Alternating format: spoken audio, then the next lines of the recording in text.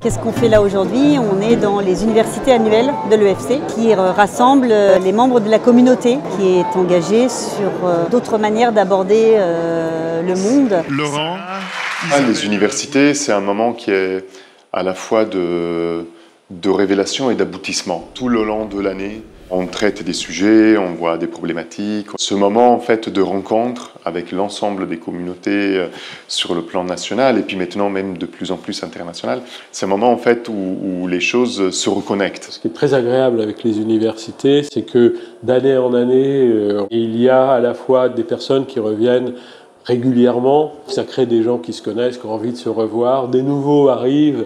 J'ai eu quelques échos des différents ateliers. Ce sont des moments où on arrive à la fois à partager des expériences de personnes, de structures économiques, de porteurs de projets. Et par les échanges, les questions autour des ateliers, ça amène qu'en sortant, on est à la fois nourri de tout ça. Et ces universités-là permettent de se redonner de la force pour ce qui vient. Moi, ce qui m'intéresse et ce que j'attends, c'est ce qu'on va dire sur les questions démocratiques. On a un espace où on a le sentiment de pouvoir faire quelque chose avec des gens qui font aussi, on n'est pas seul, on se rassemble, on fait ensemble. Donc là, je viens de retrouver des personnes qui démontrent, prouvent, doutent, travaillent et ressortent des expériences qui nous nourrissent tous pour revenir sur nos territoires et enchaîner, développer ces nouvelles trajectoires économiques. On a communiqué avec l'équipe et il y en a plein qui veulent venir l'année prochaine.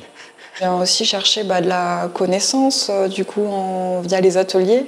Quelles sont les limites de mon modèle d'activité? Comment trouver des ressources pour y faire face? Je suis venu pour découvrir, pour me nourrir, pour partager et cogiter ensemble. Je repars avec des contacts, avec des réflexions, oui, avec des rendez-vous qui vont être pris. J'ai bien aimé l'image qui a été utilisée là, pendant l'introduction de la technique du sachet de thé.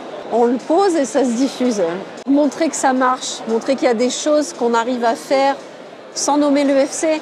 Ça fait du bien de voir qu'on n'est pas seul dans son territoire, à réfléchir à des alternatives pour tout le monde, pour nos enfants principalement. Il y a des entreprises qui chercheront toujours la performance, mais je pense qu'il y a des personnes, surtout dans nos générations, qui auront besoin justement de pouvoir mettre en pratique leurs valeurs, leurs convictions dans leur travail, et je pense que ça va beaucoup bouger. L'environnement, c'est une question qui est urgente. À quoi sert cette fresque et qu'est-ce que vous rêveriez qu'elle fasse? Alors ils ont rêvé, bon, il y a des trucs qu'on ne fait pas, changer le monde en 1h30, non.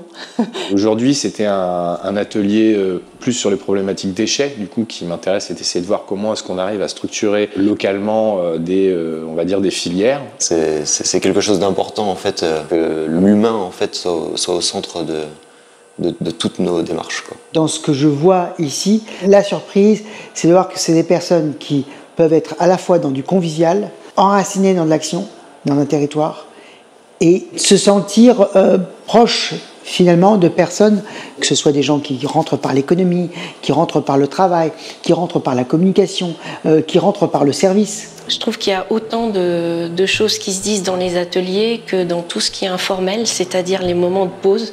On voit beaucoup de brassage. Se retrouver aux universités, c'est aussi profiter d'un vivier dans lequel on peut avoir des retours d'expérience extraordinaires et de très belles rencontres.